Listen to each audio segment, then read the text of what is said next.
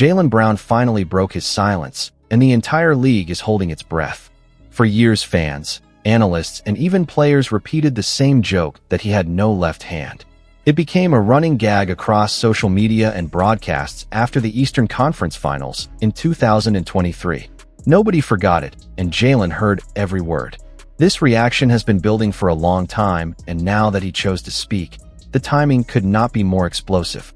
Before we dive deep into what he revealed and why this could completely change how the basketball world looks at him, make sure to like the video, subscribe to the channel, and click the hype button because what comes next deserves your full attention. Brown did not sugarcoat anything. During a recent Twitch stream, he looked into the camera and admitted that he re-aggravated the same left wrist he previously tore.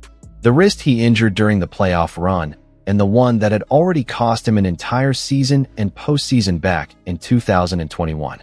He could barely laugh when he said that Celtics fans were often the ones repeating the jokes even though they knew exactly how serious the ligament damage was. Brown made it clear that while social media roasted him for missed finishes with the left hand, he was fighting through an injury that most players would not even attempt to play with. What shocks many is that he never told anybody during that stretch. No press conferences. No explanations. No excuses. He only said that when he steps on the court, he gives everything he has, whether the wrist feels great or whether it feels terrible, to the point where he can literally predict the weather based on the pain. Meanwhile, fans and even fellow All-Stars joined the mockery. Donovan Mitchell laughing during the All-Star game after Jaylen missed a left-handed layup. Thousands of comments online saying he still had no left hand. All of that was happening while Brown kept the truth to himself. The emotional breaking point came in Game 7 against Miami when Jason Tatum injured his ankle and the offense fell directly on Brown. He finished with 8 turnovers. The season collapsed. The disappointment in Boston was deafening. He said publicly that it was his fault and that he let the city down. He never hid and never blamed anybody. That level of accountability is rare in professional sports, and it took a heavy mental toll. Trade rumors exploded. Half the fan base wanted him gone. People questioned whether he could ever lead a title team. That pressure could have broken him, but instead it transformed him. That is when he shifted into a completely different mental state. He said the criticism humbled him and pushed him to evolve.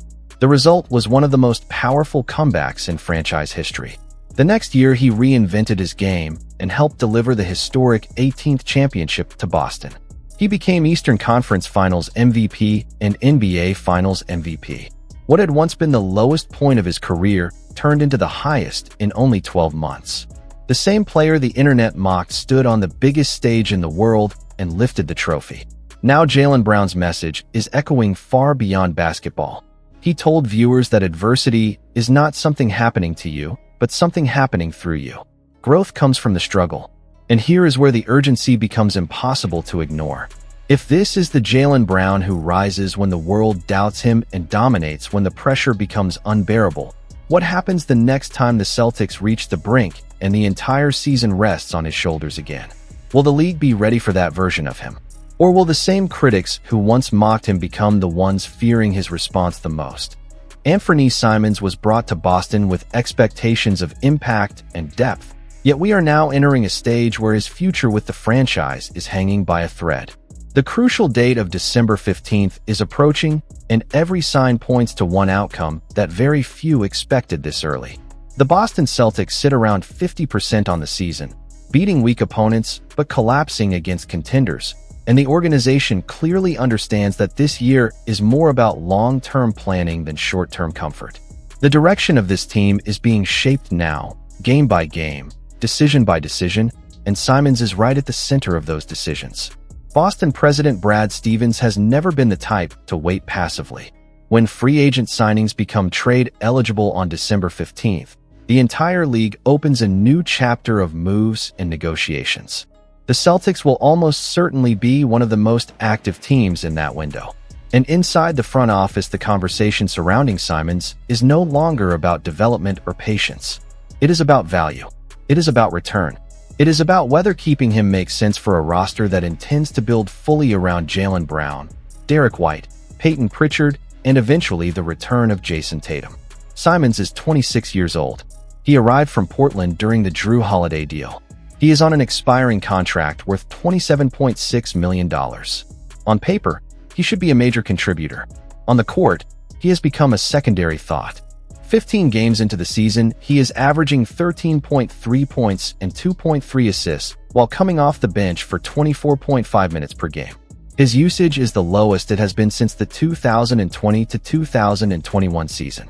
His efficiency sits below league average, and his minute share has shrunk because his overlap with Peyton Pritchard replicates skill rather than expands it.